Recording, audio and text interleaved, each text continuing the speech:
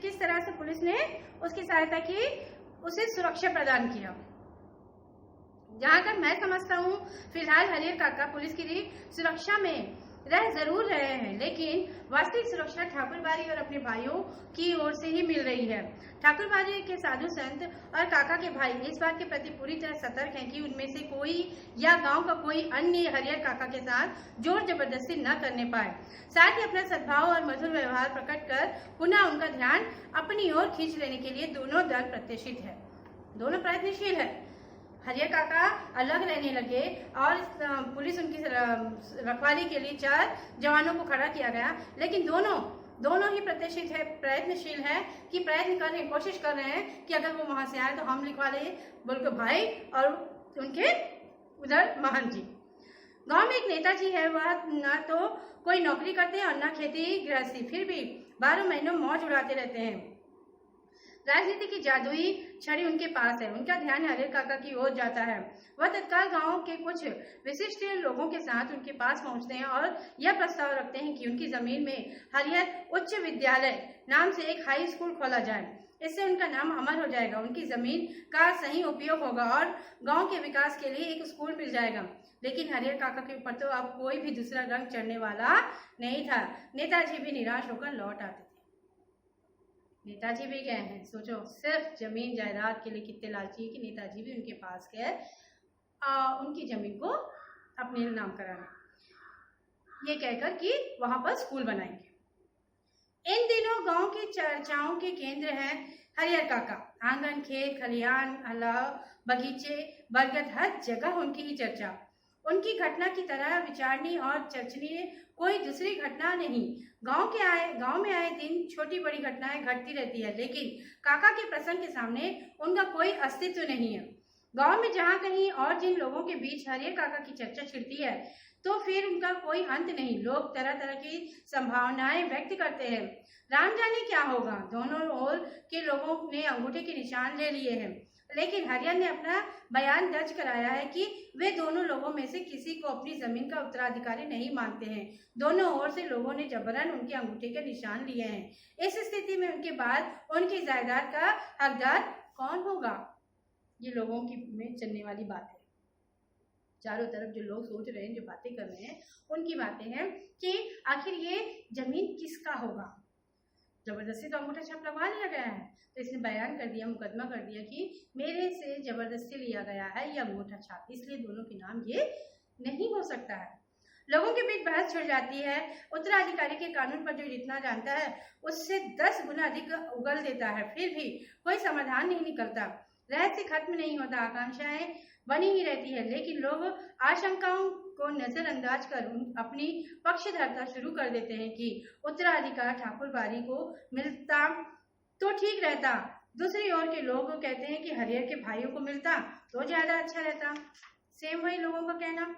ठाकुरबाड़ी के साधु संत और काका के भाइयों ने जब कब क्या कहा, यह खबर बिजली की तरह एक ही बार समूचे गांव में फैल जाती है। खबर झूठी है कि सच्ची, इस पर कोई ध्यान नहीं देता। जिसे खबर हाथ लगती है वह नमक मिर्ची मिला उसे चटकाकर आगे बढ़ा देता है।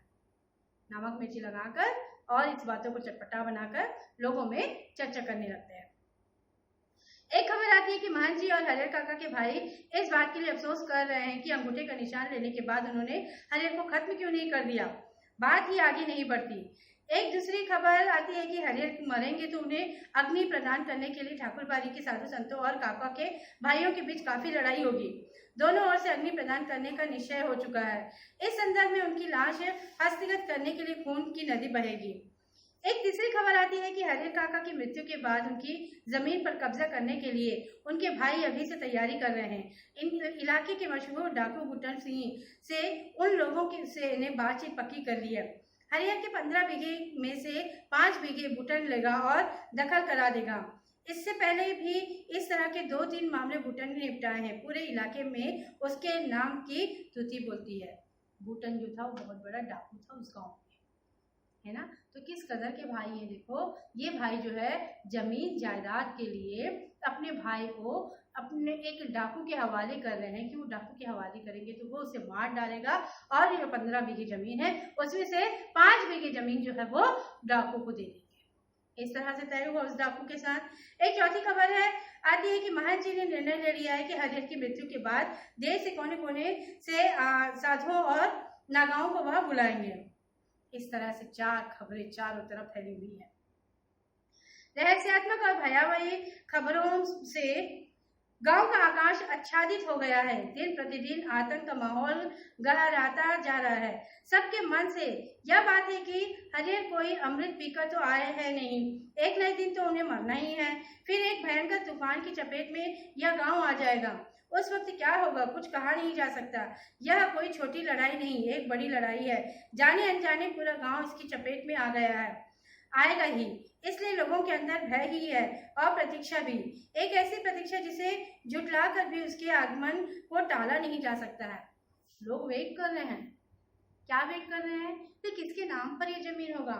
एक न एक दिन तो उसको मरना ही है हरियर काका को। मरने के बाद क्या हाल होगा, क्या होगा, क्यों लोगों का डर है मरने के बाद, क्यों बाकी लोग भी डर रहे हैं। लेकिन महंत जो है महंत और ये जो भाई है ये, इन दोनों में घमासान युद्ध होगा ठाकुर हरियर काका की 15 बीघे जमीन के लिए। तो ये सब सोचकर लोग भी भयभीत थे। और हरियर काका वह तो बिल्कुल मौन ही अपनी जिंदगी से शेष काटे थे। पूरी तरह से हरियर काका जो थे एकदम मौन हो चुके थे, है ना। चारों तरफ हरियर काका की चर्चा होने के बाद हरियर काका तो एकदम मौन हो, एकदम मौन। मौन यानी मौन धारण करने, यानी मौन रूप धारण करने, यानी एकदम चुप्पी हो गए, एकदम चुप, ठीक है। और एक नौकर रख लिया था, वह उन्हें बनाता खिलाता था। नौकर है, पैसे देने से कौन नौकर नहीं आएगा। बढ़िया खाना बना के खिलाता था। उनके हिस्से की जमीन की जितनी फसल होती है उसमें अगर वह चाहते तो मौज की जिंदगी बिता सकते थे, लेकिन वह तो गूंगेपन का शिकार हो गए हैं। कोई बात कहो, कुछ पूछो, कोई जवाब नहीं। खुली आंखों से बराबर आकाश को निहारा करते हैं।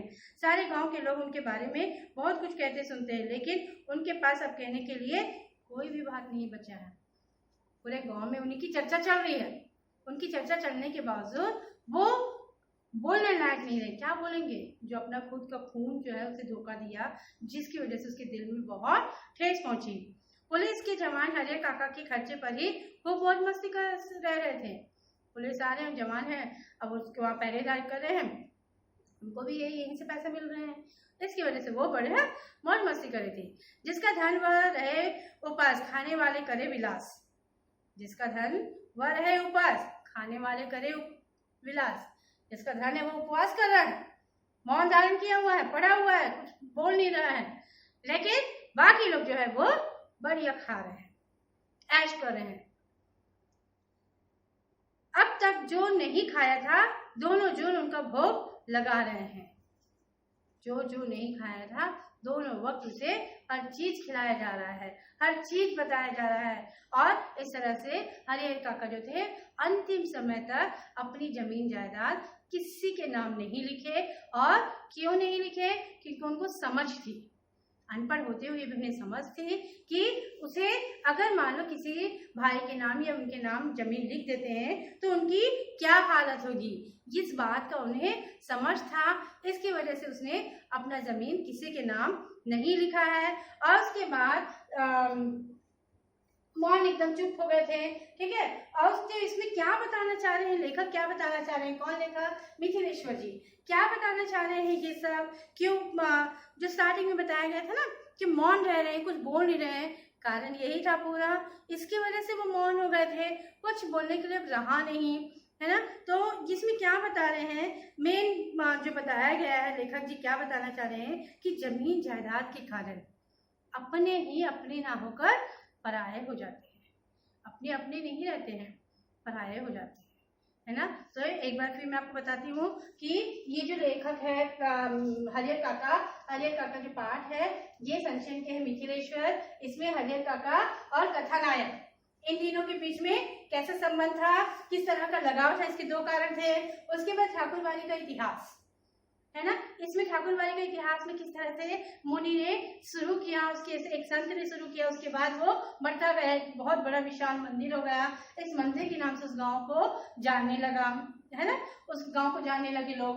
उसके बाद हरियर काका का परिवार जो 4 भाई थे, चारों भाई में हरियर काका जो दूसरे नंबर पे थे, जिनकी कोई बच्चे नहीं थे, बीवी नहीं थी, दोनों बीवी, 2 शादियां की, दोनों बीवी मर चुकी थी, ठीक है। और एक ही के पास में 15-15 बीघे का जमीन था, ठीक है। उसके बाद उसने काका का मोह भंग हो गया। क्यों मोह भंग हो गया? थोड़ा बहुत प्यार है मेरे घर वालों को सोचे थे, लेकिन उन्हें अच्छा खाना नहीं मिला, जिसकी वजह से उनका मोह भंग हो गया।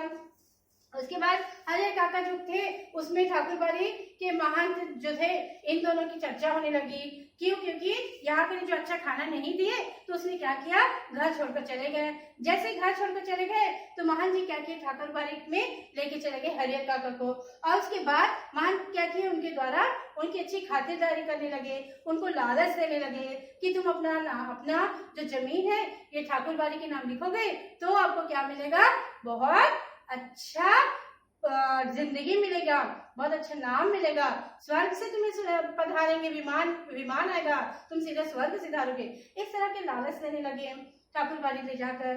उसके बाद हरियर काका के जो भाई थे वापस घर आए तो उसे चिंता होने लगी, अरे ऐसे कैसे हो। फिर उसने क्या किया, अपने बीवी को डांटा, बीवी बच्चों को डांटा, खूब उनको डांट कर उसके बाद उसने क्या किया, काका को घर वापस लाने के लिए गए वापस। और घर वापस लाने के बाद एकदम बदलाव, क्या बदलाव कि जिस तरह से उनको धुतकारा जाता था, कोई खाना रुकी सुखी खाना मिलता था, अब उनको सत्कार, आदर सत्कार करने लग गए।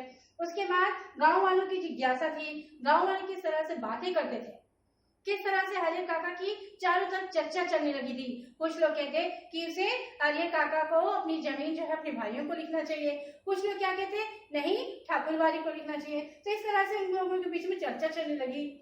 उसके बाद काका का फैसला क्या हुआ, काका का फैसला कि वो जीते जी अपनी जमीन किसी को भी नहीं लिखना चाहते थे, है ना, जीते जी अपनी जमीन नहीं लिखना चाहते थे, क्योंकि उन्हें अनपढ़ होते हुए भी इस बात की समझ थी कि अगर वो जीते जी अपनी जमीन लिख देते तो किस तरह की जिंदगी उसे बितानी पड़ती, है ना। उसके बाद महंत द्वारा क्या किया गया, अब वो जैसे ही सोचे कि फैसला लिए कि मैं अपनी जमीन किसी के नाम नहीं लिखूंगा, तो महंत ने क्या किया, काका का अपहरण कर लिया, किडनैप कर लिया, है ना, किडनैप कर लिया। किडनैप करने के बाद हरियर काका को जो नजरिया है वो बदल गया।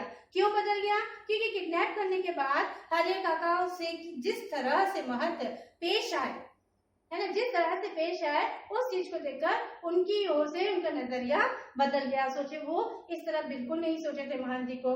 उसके बाद जायदाद के लिए जो है अपने ही दुश्मन हो जाते हैं, है ना। भाइयों ने वापस लेके आया, पुलिस को ले जाकर किडनैप कर दिए महंत, तो भाइयों ने पुलिस को ले जाकर उसके बाद हरियर काका को वापस लेके आए। वापस लेके आने के बाद जायदाद के लिए अपने ही दुश्मन किस तरह से हो गए, भाइयों ने भी सेम वही काम किया। क्या किया, उसने भी उसे हाथ पैर बांध दिया, उसके बाद में मुंह बांध दिया, उसके बाद उसे जबरदस्ती उनकी जमीन अपने नाम लिखवाने को करे। हर तरफ इस तरह से काका की चर्चा होने लगी कि क्या होगा, आखिर काका क्या करेंगे, अपनी जमीन किसे लिखेंगे, इस तरह से चर्चा होने लगी। और उसके बाद काका एकदम मौन रहने लगे और उसके मौन रहकर एकदम चुप भी हो गए। जिंदगी से इस तरह से उसने जिंदगी में कभी नहीं सोचा कि उनके अपने ही पराया हो जाएंगे जायदाद के लिए। और उसने क्या फैसला किया कि मैं अपनी जमीन जीते जी किसी को नहीं लिखूंगा। उसके बाद पुलिस से उसने सहायता मांगी, जो पुलिस उसके लिए पहरेदारी का काम करने लगी। 4 पुलिस हमेशा रहते थे और इनकी जो पैसे आते थे जमीन से, उस पैसे से एक नौकर रख लिया गया। और जो पुलिस के जो पहरेदार थे वो भी अच्छी मौज मस्ती करने लगे थे, है ना। तो इस तरह से 1 से 15 बीघे जमीन के लिए जो है इतने सारे लोग उनके पीछे लगे हुए थे। आए समझ में? धन्यवाद।